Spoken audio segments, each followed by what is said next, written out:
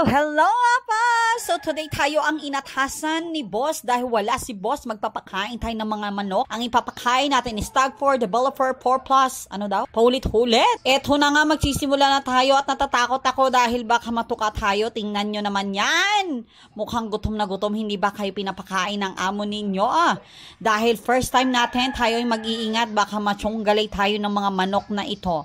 At dahil dyan, meron akong naisip na paraan. Ano ba ang dapat na isipin? Ayan, binabaan natin yan ang cover na yan. Dahil para hindi tayo matuka, akala nyo maisahan nyo o kung dalawa, ha?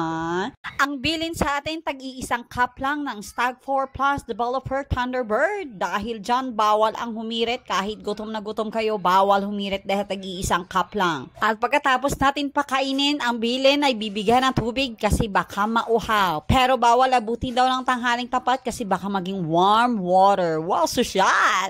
At dahil doon, bawal sila uminom ng warm water, baka sipunin. Itong mga nakikita nyo mga manok na ito ay first set pa lang ito dahil mamaya, meron pa to sa likod. Kailangan ng pagbigay ng pagkain sa mga manok na ito ay smoothly, gently, with love. Char!